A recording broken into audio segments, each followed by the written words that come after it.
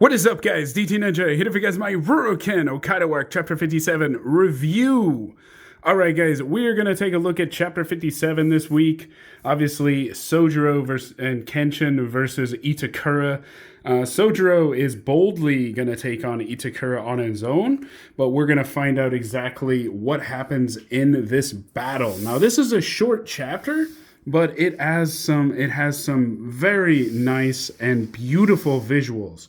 So the title page here is Itakura's battle style. And you can see the crazed Itakura here waiting to fight Sojiro. So we open up the chapter and we see Sojiro preparing his Bato Jutsu and his Shunten Satsu. So first thing I notice is these little majestic lights going upwards. This kind of is very interesting. It kind of will be shown in the coming pages, but it kind of reflects kind of his spirit, his swordsman spirit. So anyway, very cool. And then of course Kenshin is here worried over what Sojiro is about to do, and he's thinking back on his battle with him. He praises Sojiro's skills and his speed, but he also is worried about Itakura. And later on, we will see him actually step in and help.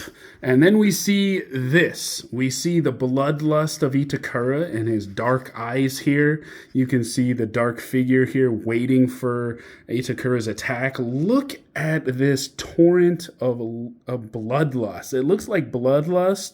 It also looks like something inside of him. Like, look, you can see these white balls here. You can see almost like blood. It almost looks like a mix of like winter snow and blood mixed in, which kind of makes sense because we're going to find out his battle style in this chapter. But I thought that was pretty cool. It is a beautiful visual as well. Dark and really awesome looking. Crazed. And Kenshin basically mentions how he fought him in the first time and he's not the same. So you cannot fight him like you fought when I fought him. And like I said, later on in the chapter, he does step in and help Sojiro. Okay, let's get to it. Itakura is waiting for Sojiro to attack. We see this light flashing before him in the distance, and we see suddenly he sees the majestic lights here. And finally, the bright flashes of light, which is Sojiro's fighting spirit, something that he's been waiting to see. Absolutely beautiful in the heavenly lights of Sojiro. Then Sojiro appears and attacks him with Shunten Satsu.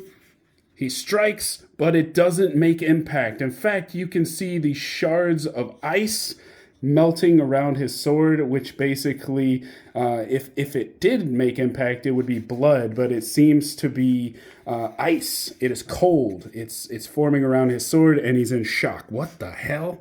And then, of course, Itakura goes into attack with his hands, and then suddenly a torrent of looks like a tornado behind Sojiro. It's obviously Kenshin's swordsman, his fighting spirit, the unstoppable tornado. And then this is absolutely beautiful. Look at this, Himura Batosai. And then he gets attacked with a Niju Nana Ryusen. Really awesome. 27 strikes.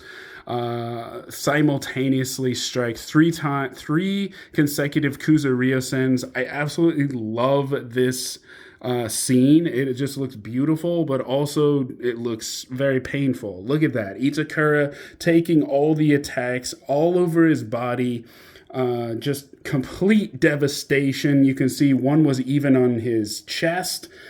Just really cool. And then you can see all the targets, 1, 2, 3, 4, 5, 6, 7, 8, 9, and then 3 times over. So yeah, a really beautiful scan. I really like this scan. Kenshin saves Sojiro. I'm glad he did. It's just awesome. I love their teamwork in this. Obviously, Sojiro's a little hasty.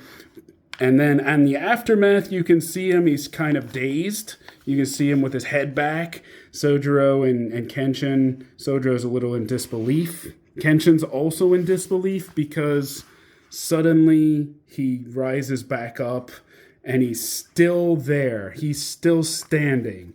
And he's like, Masaka, impossible. How could that not have any effect? And then we see this bright kind of whiteness in his chest. This is supposed to represent his ice power inside of his body, which we're going to learn in the next chapter. You can see some of the damage that they've done to him in the past, Kenshin. And then he goes on to say, magnificent. You guys are absolutely magnificent. And then what's interesting here is these white little things that look like snow. You can see here are surrounding his face and his body.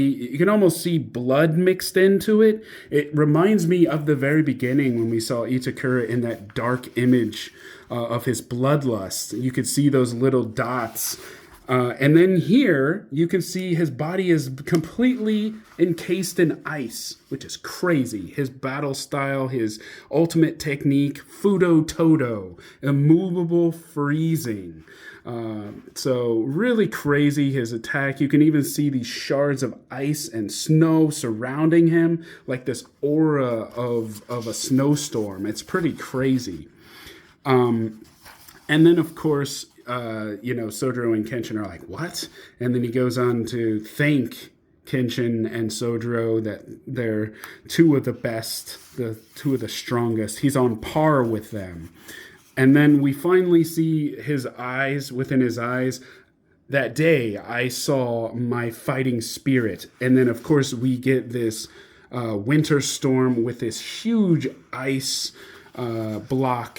And that's where it ends, his origin story. So we're going to get his origin in the next chapter. But what I really like is that it appears that there's something inside of him that's causing this. And when you go back to chapter 35, I believe, he had to let out a lot of blood in order to do his Sekiriki. And it's explained that he has an abnormal amount of blood. This could be why he's able to regulate his temperature in such an extreme manner. But yeah, I can't wait to discuss the next chapter where we learn how he gets his ice and freezing power.